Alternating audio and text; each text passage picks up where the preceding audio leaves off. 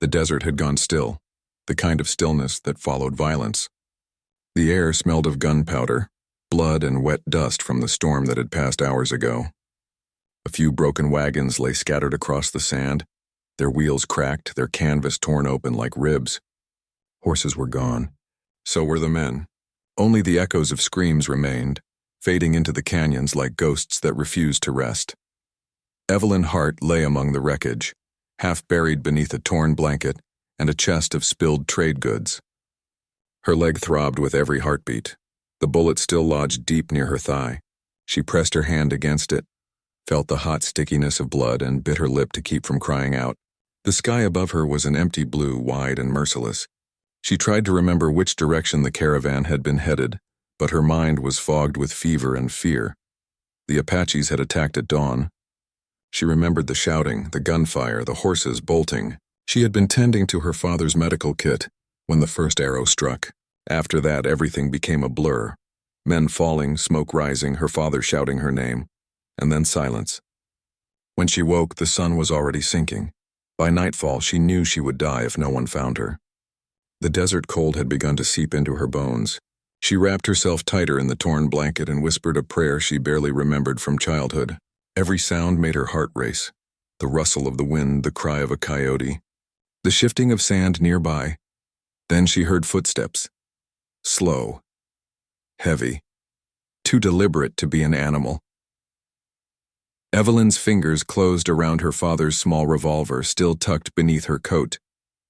She aimed toward the sound, her hand trembling so hard the barrel shook. The footsteps stopped just beyond the wreckage. From the shadows stepped a man, tall, broad-shouldered, the moonlight catching the dark paint on his face. His hair was bound with leather cords, a single eagle feather hanging from one braid. His chest was bare beneath a woven vest, his muscles marked with scars that told the story of many battles. An Apache, her pulse thundered in her ears. She tried to cock the gun, but her hands were slick with blood.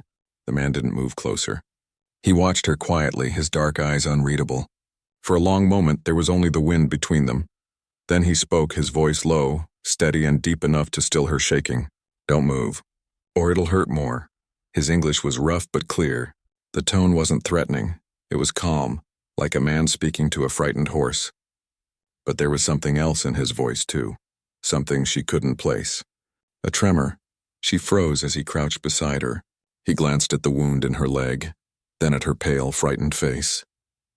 "Bullet," he murmured, more to himself than to her. He reached for a pouch at his side and drew out a knife, its blade gleaming faintly. Evelyn's breath caught. She tried to twist away, but the pain made her cry out. He caught her shoulder gently but firmly, pinning her still. "Quiet," he said. "You move, you die." Her tears stung. She wanted to hate him. The people of his tribe had destroyed her caravan, taken her father, maybe killed him. But the way he looked at her didn't fit the stories she'd been told of savages. His gaze wasn't cruel. It was cautious, heavy with something almost like sorrow. She watched, half delirious, as he tore strips from his vest and pressed them against her wound. His hands were rough but precise, his movements practiced. He spoke softly in Apache, words she didn't understand, but the tone was gentle, almost soothing. When he finished binding her leg, he sat back on his heels and studied her for a long moment. "You no walk," he said quietly. "You die here." Her lips trembled. Then let me die." He shook his head once as if the idea offended him. "Not tonight." Before she could protest, he slid his arms beneath her and lifted her as though she weighed nothing. She gasped at the sudden heat of his body, the steadiness of his heartbeat against her ear. He started walking, his steps sure and silent across the dark plain. Evelyn didn't know where he was taking her. Only that, for the first time since the attack, she wasn't alone. And though his words still echoed in her mind, what haunted her more was the sound of his voice, trembling not from anger, but from something far more dangerous. Desire. Katan rode through the canyon with the wounded woman in his arms, her pale face pressed weakly against his chest. The moon lit the jagged cliffs in silver and shadow, and every sound echoed off the stone, the whisper of his horse's hooves, the faint moan that escaped her lips, the restless wind carrying the scent of smoke and blood. He had no reason to save her. She was white, a settler's daughter, maybe even the kin of soldiers who had burned his people's homes, stolen their land, and buried his family beneath crosses that bore no Apache names. Mercy toward her meant weakness. Weakness meant death, yet he couldn't leave her behind to die in the sand. Caton's heart was steady as a warrior's should be, but his mind was not. Her blood had soaked through his vest, warm and persistent. Her breathing came in shallow gasps, her lashes trembling as though caught in some fever dream. When she whispered something, a name, perhaps her father's, his grip tightened unconsciously. "You should have died with your people," he muttered in Apache, but the words came out hollow. He was chief because he'd never hesitated before, not in battle, not in justice. But tonight something inside him hesitated. By the time he reached the hidden canyon, a sanctuary only his tribe knew, the first light of dawn brushed the cliffs. Smoke curled from a few huts made of hides and timber. Dogs barked as he approached, and the first of his warriors came running, their expressions hardening when they saw what he carried. A woman. A white woman. "Chief," said Nautu, his second in command, his voice sharp with disbelief. "What have you done?" Caton dismounted slowly, his muscles aching. He laid the woman carefully on a fur blanket near the fire pit. She stirred faintly, whispering something that none of them could understand. Her hair, tangled with dust and blood, fell across her face like golden threads catching the dawn light. "She was left for dead," Caton said. "The caravan was destroyed," Nautu frowned. "By our men?" "No." Caton's gaze was cold. "By others. Riders with black coats and stolen rifles. I found tracks. They were white men pretending to be Apache." A murmur rippled through the gathering warriors. Caton could see the doubt in their eyes, but he didn't care. He turned back to the woman. She was barely breathing. The herbs he'd packed weren't enough. She needed rest and tending. "She won't live," Nautu said flatly. "Let the coyotes take her. Her people wouldn't spare one of us." Caton's jaw tightened. "I will not leave her to the coyotes. The spirits will curse you if you keep her here." An older woman cried from the back. "You bring death into our camp, death with white skin and blue eyes." He ignored them. He was chief and his word was law. But the law had always been easy when it dealt with enemies and traitors. This was different. He called for Noka, the tribe's healer, a grandmother with wrinkled skin and sharp eyes that missed nothing. She knelt beside Evelyn, her fingers probing gently around the bandaged wound. After a moment, she nodded. "She lives," Noka said, "but not for long if she stays in the cold." Caton gave a single command. "Bring her inside my lodge." The gasps that followed cut deeper than any blade. He could feel the stares of his people burning into his back as he lifted the woman once more. But he didn't look back. He entered his lodge, a round structure of hides, furs, and cedar smoke, and laid her carefully on the bedding near the hearth. Noka began preparing herbs, murmuring in Apache. Caton stood by the doorway, his arms crossed, watching the flicker of the firelight dance across the stranger's face. When Noka finished binding her leg again, she gave Caton a long, knowing look. "You do not bring home enemies," she said softly, "unless you are ready to lose part of yourself to them." Caton didn't answer. He waited until she left, then knelt beside the woman. For the first time he noticed how young she was, no older than 20. Her features were delicate, her lips pale but full, her eyelashes damp with tears from pain. He reached out, hesitated, then brushed a strand of hair from her forehead. Her eyes opened. Blue, wide, and dazed. She looked up at him, confusion flickering through the pain. "Where am I?" she whispered weakly. He almost didn't answer.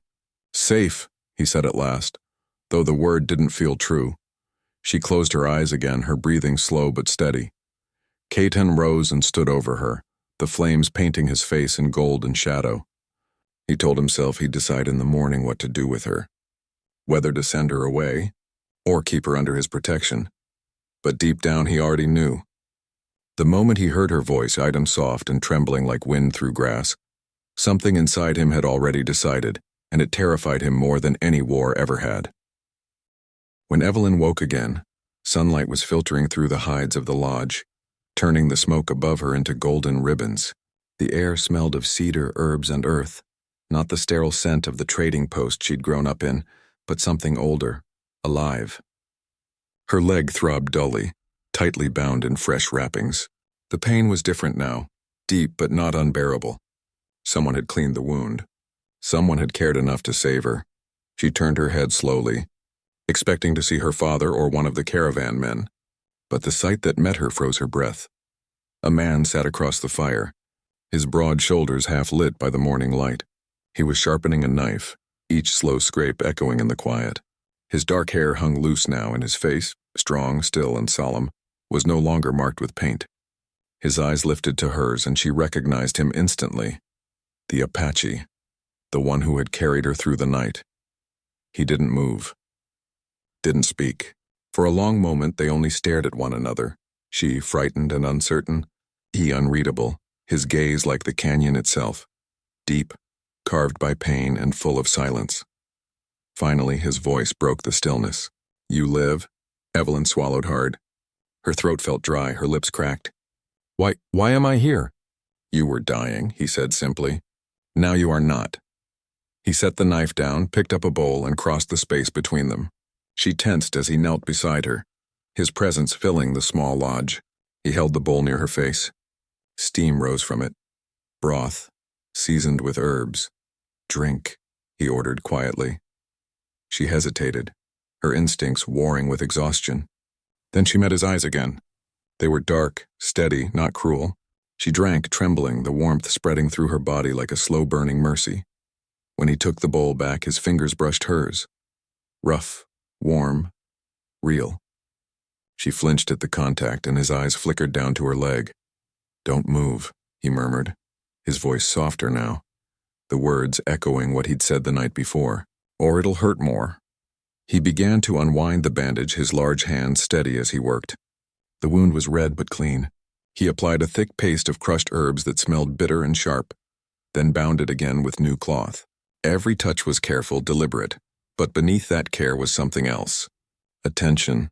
Evelyn could feel it. The way his breath slowed when he leaned close. The way his gaze lingered for half a second too long on the curve of her bare skin before he looked away. You're the chief, aren't you?" she asked faintly. He glanced up, surprised. "You speak much for a wounded woman." I only want to understand." He didn't answer at first. Then, after a moment, he said, "My name is Katan. I lead my people here." Her pulse quickened. "And they know I'm here?" "They know," he said, his tone unreadable. "They don't want you here." The truth struck like a cold wind. "Then why—" He interrupted, his gaze meeting hers. "Because I said you will stay." There was finality in those words, authority, but also something fragile beneath, a hint of guilt, or maybe defiance. Evelyn could see it now. This man wasn't rescuing her out of duty.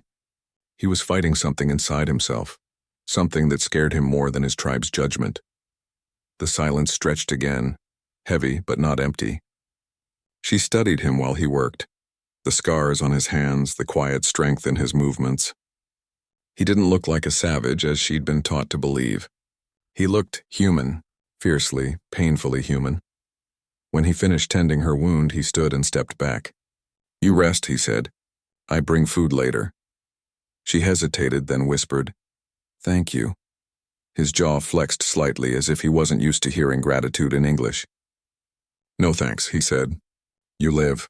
That is enough." He left the lodge without another word, the hide flap swaying behind him. Evelyn lay back, staring at the ceiling. Her body ached, but her heart was restless. She should have felt fear, and she did. But there was something else threading through it.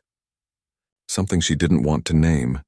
Outside, she heard voices, murmurs and Apache angry questioning. She couldn't understand the words, but she didn't need to. She knew they were about her. Inside the lodge, the air still carried his scent, smoke and earth and something wild. She touched her bandaged leg and remembered his trembling voice, the way he'd whispered, "Don't move, or it'll hurt more." He had meant the wound. But now, lying there in the warmth of the fire he built, she wasn't sure if it was her leg or her heart that he had warned her about. By the third day, Evelyn could sit up without crying out. The pain in her leg still burned like fire, but the fever had broken, leaving her weak and hollowed out. Katan kept his word.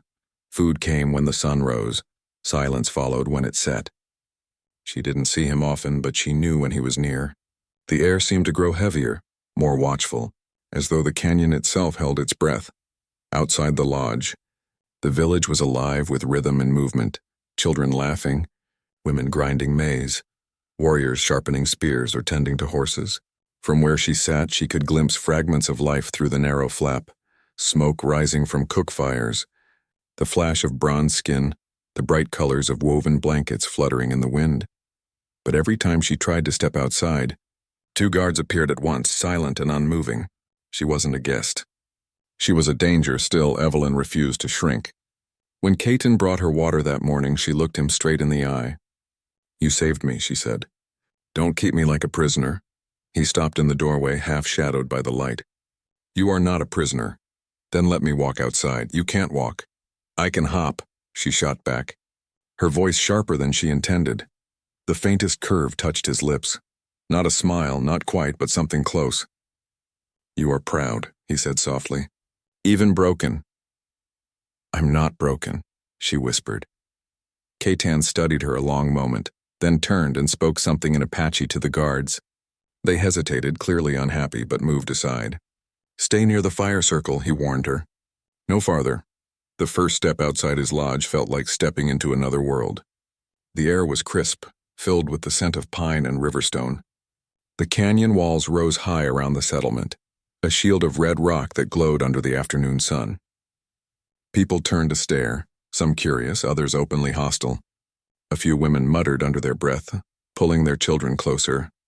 Evelyn ignored them, limping toward the fire circle where a few boys were roasting something that smelled like corn and sage. She sat awkwardly on a flat rock, watching the flames dance. The boys whispered to one another and ran off giggling. She sighed. "Do they all hate me?" she asked quietly when Caton joined her a few moments later. He sat down across from her, his posture calm, controlled. "They fear what they don't understand. You bring trouble. I didn't ask to be brought here." "No," he said. "But now you are here. And they will test you." She glanced up sharply. "Test me?" He nodded toward a group of women nearby, their dark eyes sharp as flint. "They will see if you are weak. If you cannot work, if you complain, they will call you ghost woman, a burden." Evelyn frowned. "And if I prove I'm not weak?" A flicker of something, and respect maybe, crossed his face. "Then they will stop whispering." She took his words as a challenge. That afternoon, when Caton left to meet his warriors, Evelyn hobbled toward the women's huts. Her legs screamed with each step, but pride was louder. She offered to help with the simplest chores, grinding maize, sorting herbs. Most ignored her, a few sneered, but one older woman, Noka, the healer, finally handed her a basket of roots. "You wash," Noka said curtly. "No cry." Evelyn smiled faintly. "No cry." By sunset, her arms ached, her fingers were raw, and her skirt was streaked with dust. But when she looked up, she saw something new. The children weren't hiding anymore, and even one of the younger women gave a small nod of acknowledgement. When Caton returned, he found her sitting by the fire again, exhausted but glowing with quiet triumph. "You worked," he said, half surprised. "I lived," she replied, her chin lifting. He stared at her for a long moment, then laughed, a low, rich sound she hadn't heard before. It startled her as much as it softened her. That night, as she settled inside the lodge, Evelyn realized something had shifted. The tribe still didn't trust her, not yet, but she no longer felt invisible. She was part of something breathing, growing, watching, and Caton, the stoic, unreadable chief, had let her see a glimpse of warmth beneath all that restraint. He stood outside her lodge long after she slept, arms crossed, gaze fixed on the stars. He knew what he was doing was dangerous, for her, for himself, for the tribe. But every time he thought of her stubborn smile and the fire in her eyes, the word enemy felt less true. She was a stranger among his people, and yet somehow she already felt closer to home than he had in years. The storm came down from the mountains without warning. The sky darkened first in an eerie, bruised gray that rolled over the canyon, swallowing the last of the sun. Then the wind arrived, whipping through the Apache camp with a wild voice of its own, scattering embers, toppling baskets, and sending the smell of rain and lightning through the air. Evelyn had just finished grinding herbs inside the healer's hut when the first thunderclap cracked across the cliffs. She flinched, the sound pulling her back to the night of the attack. The screams, the gunfire, her father's last shout before silence. Her pulse quickened. Her breath came short. The storm outside seemed to crawl inside her chest. By the time the rain began, she had already retreated into Ketan's lodge, curling up near the fire. The walls of the hide shelter shuddered with every gust of wind. The fire hissed and spat as raindrops slipped through the smoke hole above. Her leg ached where the wound still hadn't fully healed, but it was the ache in her heart that hurt worse. She tried to breathe slowly to steady her hands. But when lightning split the sky and thunder followed like cannon fire, Evelyn cried out before she could stop herself. She pressed her hands over her ears, shaking, whispering, "Stop. Please stop." The flap of the lodge snapped open. Ketan stepped in, rain running down his bare chest, his braids dripping, his eyes flashing with concern. "Evelyn," he said. Her name rough on his tongue, unfamiliar but careful. She turned toward him, trembling. "It sounds like them," she gasped. "The guns. It sounds like—" He crossed the space between them in 2 strides and knelt beside her. "No guns," he said firmly. "Only thunder." She shook her head, her breath shallow. He hesitated only a heartbeat before reaching for her hands, prying them gently away from her ears. His palms were warm, grounding. "Look at me," he said. Her eyes found his, and the storm outside seemed to fade to a low rumble. He spoke again, slower this time, his voice deep and steady. "You are here, safe." For a moment, neither moved. The firelight painted them in gold and shadow, flickering across his skin, across the soft curve of her face. Evelyn realized he was close enough that she could feel his breath against her cheek. Warm, uneven, real. "I'm sorry," she whispered, embarrassed. "I thought I was stronger than this." "You are strong," Ketan said quietly. "Even strong hearts remember pain."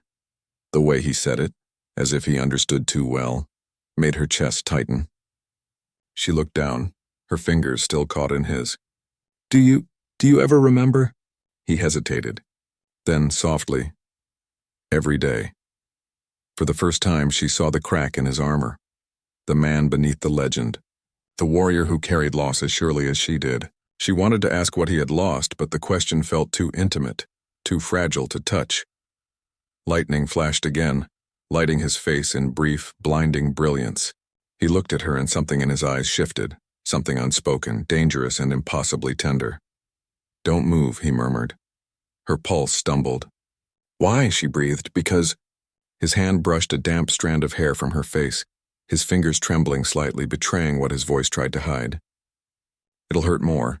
But neither of them was thinking about wounds anymore. The words hung between them, heavy with double meaning. The pain of her body, the ache in his heart, the fire that had no name yet. The storm raged on, drumming against the canyon walls, but inside the lodge, the world had narrowed to the space between them. He pulled back finally, just enough to breathe again. His jaw was tight, his eyes storm dark. "Rest," he said, his voice rough. "I stay here until the storm passes." Evelyn nodded, though her heartbeat refused to slow. She lay back near the fire, feeling his presence close, silent, protective. Every crack of thunder was answered by the steadiness of his breathing beside her. When she finally drifted toward sleep, she heard him whisper something in Apache, a prayer, maybe, or a confession. She didn't understand the words, but she felt them, deep and low, vibrating through the quiet. Ketan sat awake long after she slept, watching the firelight dance across her face. He told himself he stayed because it was his duty, to guard her, to keep her calm. But as the rain softened to a whisper and her hand fell open beside his, he reached out just once, and let his fingers rest lightly against hers. Duty had nothing to do with it anymore. The storm cleared by morning, leaving the canyon washed in silence and silver mist. The air smelled of wet cedar and earth. Smoke rose from the campfires as the Apache people stirred, rebuilding fences, drying hides, checking the horses. Life moved as it always did after the storm. But something in the air had shifted. For Evelyn, that night had changed everything. She woke to find Ketan sitting near the lodge entrance, his back straight, his knife in hand, cleaning it with quiet precision. The fire had burned low, throwing a soft amber glow across his skin. He looked like a man made of stone, unyielding, carved by duty. Yet when he turned and saw her awake, something softened in his eyes. "You slept," he said. She smiled faintly. You stayed. He didn't answer that. He only nodded once, stood, and stepped outside. She watched him go, realizing that the distance between them had grown smaller, dangerously small. But the peace didn't last. By midday, riders appeared in the distance. From the canyon ridge came the faint glint of sunlight against metal, rifles. The lookouts cried a warning, and in an instant the entire village came alive with motion and alarm. Warriors ran to their horses.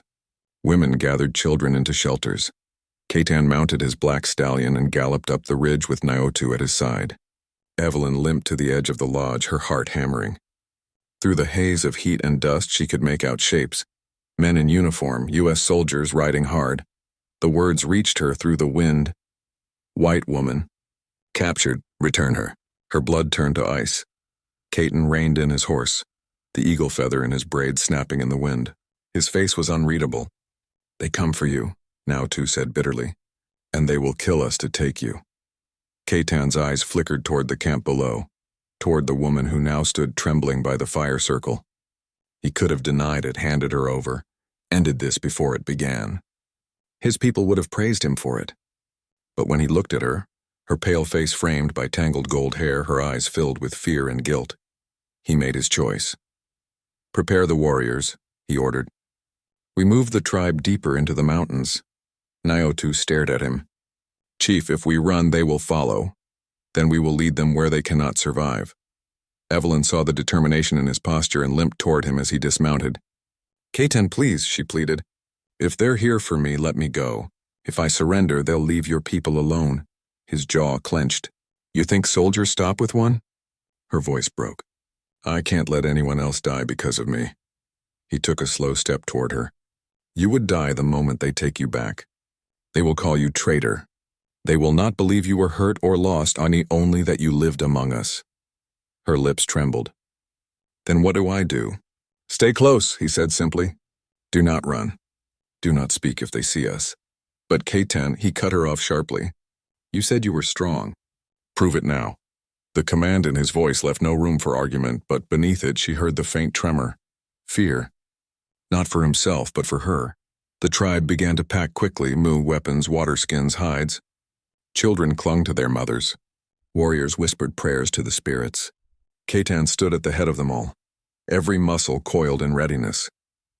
As they started their silent retreat through the canyon, Evelyn followed close behind him, her hand clutching the reins of a borrowed horse. She could hear the soldiers' shouts echoing across the rocks, closer and closer. At one point her leg faltered and she stumbled. Katan turned, caught her arm, his grip firm and grounding. His eyes met hers for the briefest heartbeat. Don't move, he said quietly, the same words he had spoken the night he found her. Or it'll hurt more. This time she didn't argue. She trusted him, completely, recklessly. By dusk, they reached the narrow pass that led into the upper canyons where no white soldier dared go. Evelyn could barely keep her balance. The pain in her leg pulsed with every step, but she refused to slow down. Katan stayed near her the entire time, his presence a silent promise. When the last light of day faded, the echo of distant gunfire rolled through the valley. Katan turned to the horizon and then to her. They will come again, he said, his voice low. But I will not let them touch you. Evelyn swallowed hard. Why? He hesitated, the words almost caught in his throat. Because when I found you, I thought I was saving a life. His gaze lingered on her face, his tone softening to something raw. Now I know it was mine that was saved. The wind carried the sound of approaching hoofbeats. But for a moment neither of them moved. Two enemies bound by fate standing between love and war, and neither knowing how to survive one without destroying the other. The night was cold in the high canyons, colder than Evelyn had ever known. The air was thin, biting against her skin, and the stars hung low like shards of glass. The Apache people had built a new camp deep within the ravine, hidden by stone walls and pine shadows. Fires were few. They couldn't risk the soldiers spotting smoke. Evelyn sat wrapped in a blanket near a small flame, her hands trembling around a tin cup of bitter tea. Every sound, the snap of a twig, the murmur of distant voices, made her flinch. The soldiers were still out there. She knew it. Somewhere beyond the ridges, men in blue coats scoured the wilderness, searching for the missing woman. Katan was somewhere near the ridge again, standing guard as always. He barely slept now. His men watched him with silent reverence but also worry. He was their chief, their protector. Yet something in his eyes had changed since the day he'd chosen not to surrender her. When he returned to camp, the firelight painted him in golden shadow. His chest was bare beneath his deerskin vest, his hair loose from its braid and his face grim. He dropped his bow beside the fire and crouched down opposite her. "They're still searching," he said quietly. Evelyn nodded. "How close?" "Too close," he murmured. "But they'll tire soon. The mountains are not kind to white men." She swallowed hard. "And what about your people? They didn't ask for this." "They follow me because they believe in what I protect," he said simply. His eyes lifted to hers, steady, unreadable yet burning with something she couldn't name. "Do you understand now what it means to be under my care?" Evelyn hesitated. "It means I'm safe, because you choose for me to be." His lips curved in the faintest ghost of a smile. "It means," he said softly, "that I share your danger." The word struck her like a pulse of heat. For a long moment the fire crackled between them, the only sound. Then Katan reached into a pouch and pulled out a strip of cloth, carefully wrapped. When he unfolded it, a small silver locket gleamed in the firelight. "This was yours," he said. "I found it the night I brought you to my lodge." Evelyn gasped. Her hand flew to her throat, the spot where it had hung before the ambush. "I thought it was lost." He turned it over between his fingers, studying the engraving. "It has your name," he said, his accent curling around the letters.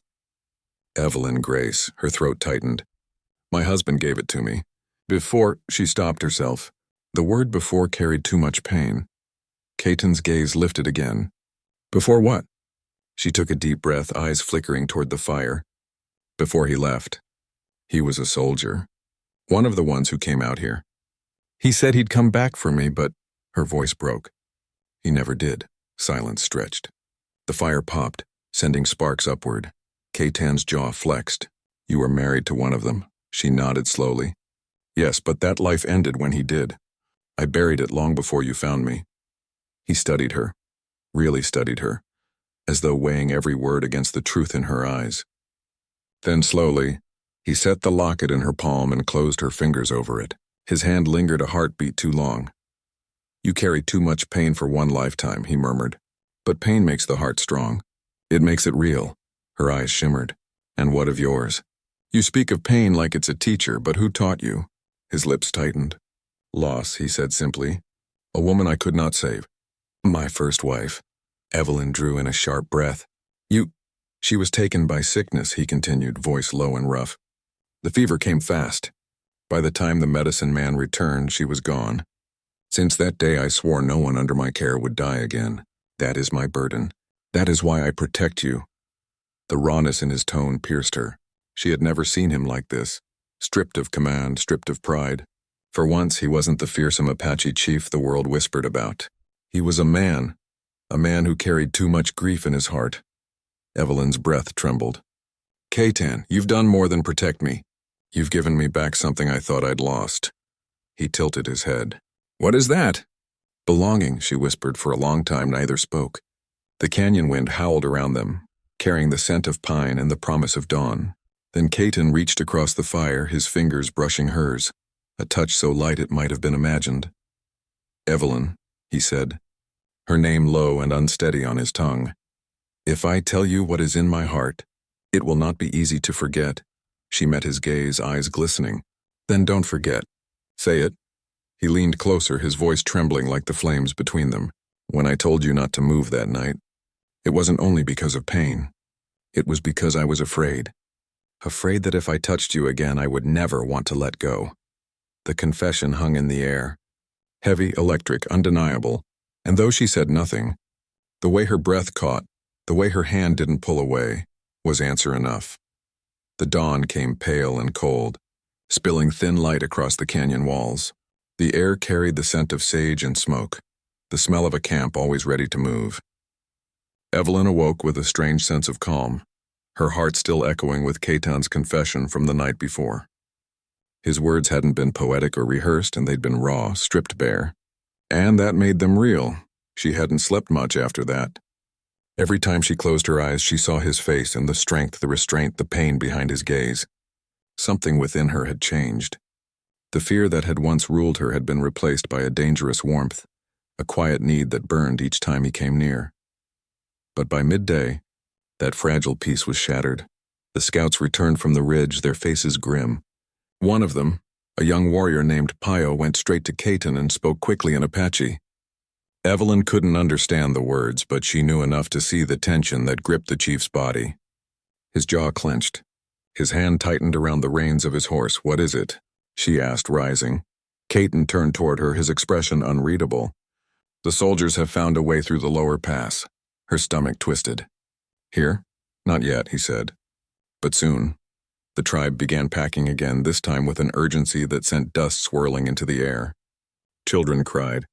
Horses snorted and stamped. Caton barked orders, his voice sharp, commanding. Evelyn tried to help, gathering hides, fetching water, but something felt wrong. Too wrong. When she went to the water hole near the rocks, she noticed a glint of metal behind a bush. Her heart stopped. She crouched, brushing the leaves aside, and froze. A rifle, not Apache made. A soldier's rifle. Before she could call out, a figure stepped from behind a boulder. "Naotu, don't," he warned softly, raising a hand. His face was shadowed, but his eyes held guilt and fury both. "You don't understand what you're doing here, white woman." "Naotu?"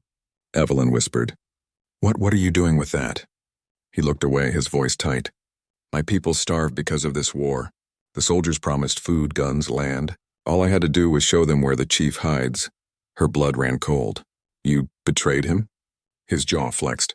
"I protect the tribe. Caton protects you. Tell me which is right." Evelyn shook her head, disbelief and dread rising in her chest.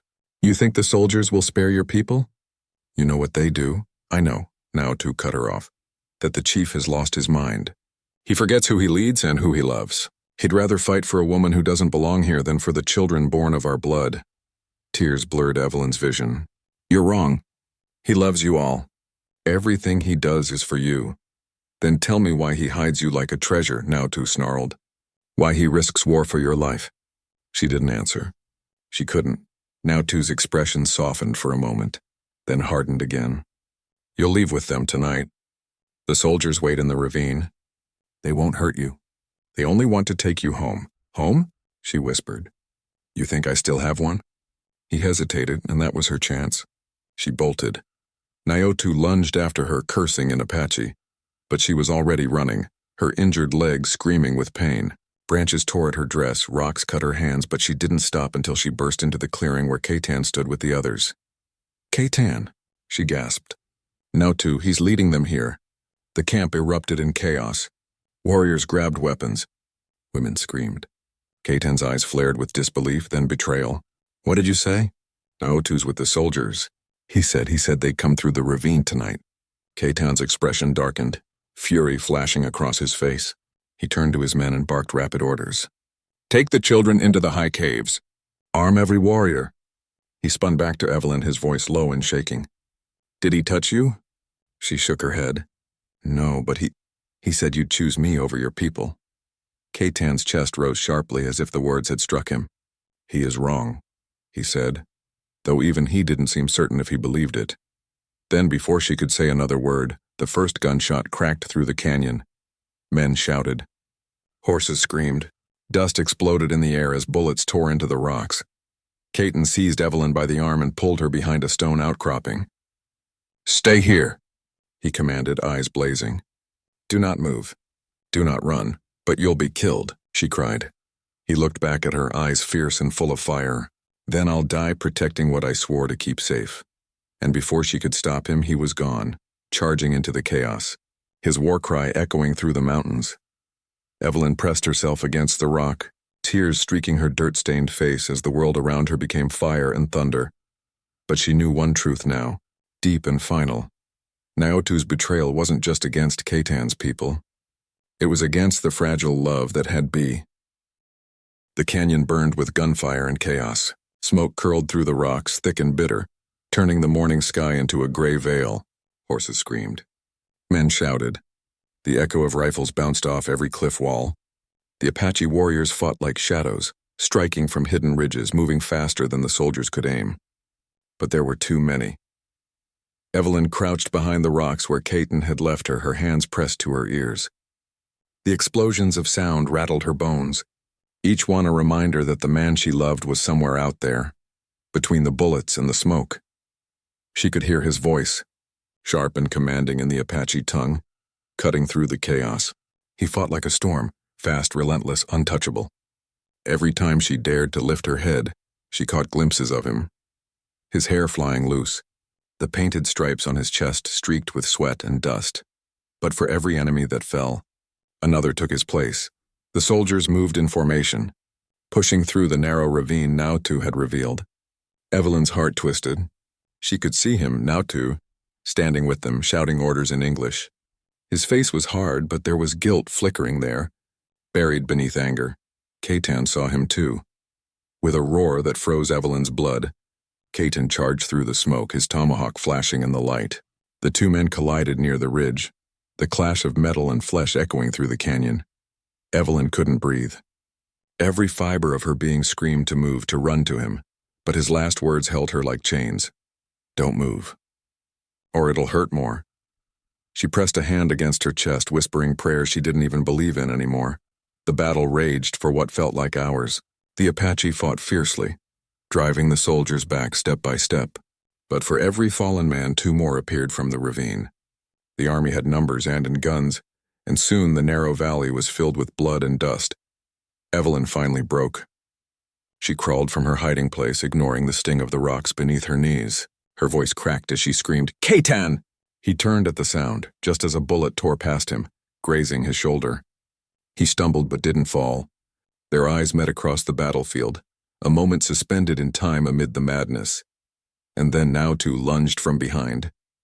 Caton spun, catching Nautu's arm before the knife could strike. The two grappled, rolling through the dirt and blood. Evelyn's scream echoed through the canyon, drowned by gunfire.